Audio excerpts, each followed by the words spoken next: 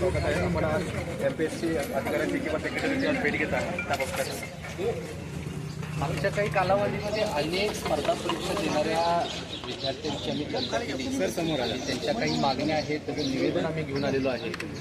आज MPSCचे सगळेच अध्यक्ष असतील पूर्ण सेक्रेटरी पूर्ण बॉडीला आम्ही भेटणार आहे. काही कोचिंग क्लासेसमधले काही शिक्षक विद्यार्थी सुद्धा या ठिकाणी उपस्थित आहेत. तर त्यांच्या ज्या काही मागण्या आहेत त्या आता आम्ही मांडण्यासाठी येतो तिथं जातो. खरं तर प्रमुख मागणी काय असणार ऑनलाईन ऑफलाईन एक्झामबद्दल बराच डिबेट खरं तर आज विद्यार्थ्यांमध्ये होताना दिसतो. कारण ऑनलाईनचं इन्फ्रास्ट्रक्चर, त्याला लागणारे सिक्युअर सर्व्हर्स आणि नॉर्मलायझेशन असे काही विषय आहेत. तर त्या बाबतीत आज सकारात्मक चर्चा होईल अशी मला आशा आहे. या अगोदर महाविकास आघाडीचे शरद पवार गटाचे नेते रोहित पवार देखील आले त्यानंतर आपण देखील आज येत आहे.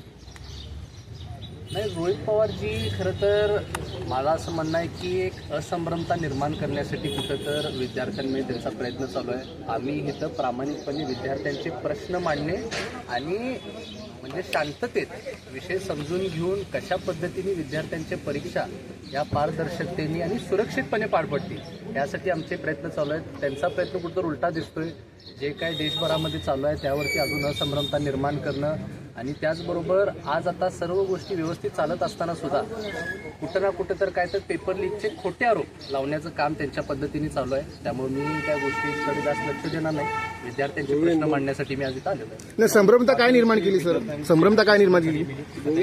असंभ्रमता जी निर्माण केली त्यामध्ये आता पेपर फुटी जो MPSCच्या माध्यमातून MD बद्दल त्यांनी बोलले त्याचं स्पष्टीकरण अध्यक्ष साहेबांनी काय दिलं की अशा कुठल्या प्रकरणाची गोष्टी झालेलीच नाही आहे. ते स्वतः इथे येऊन चर्चा केले, काही मुद्दे बोलले आणि परत जाऊन मीडियासमोर काही वेगळ्याच गोष्टी बोलल्या असं त्यांचा म्हणण्याचा अर्थ होता. पण तुम्ही लेट आलात, फार लेट. तुम्हाला वाटत तुम्ही फार लेट आलात? लेटचा विषयच नाही आहे. इथं आम्ही गेले कित्येक दिवस प्रत्येक जिल्ह्यामध्ये प्रवास करून विद्यार्थ्यांशी भेटत आहे आणि आज मुळात MPSCचा जो विषय आहे त्याला आता तसं बघायला गेलं तर 2027 पर्यंत स्टे दिलेलंच आहे. 2027च्या दृष्टीने काय काय गोष्टी आता विद्यार्थ्यांच्या मागणी आहेत ते आम्ही आता जाऊन मांडणार आहेत.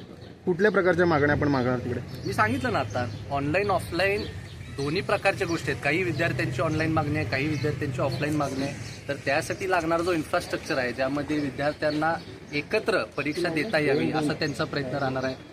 सिक्युअर सर्व्हर्स उभा करणं गरजेचं आहे. नॉर्मलायझेशनच्या काही अडीअडचणी आहेत. मी आता जोपर्यंत जाऊन अध्यक्षांशी चर्चा करत नाही तोपर्यंत त्या खोलात जाऊन त्यांच्या कुठल्या पद्धतीची प्रणाली किंवा आता मार्गाने ते काम करत आहेत हे समजून घेण्यासाठी आज आलेलो आहे. आणि आमच्या मागण्या ह्या संपूर्ण विद्यार्थ्यांशी आम्ही ज्यांची चर्चा केली ते त्यांच्यासमोर मांडण्याचं आम्ही आता काम करणार आहे. थँक्यू.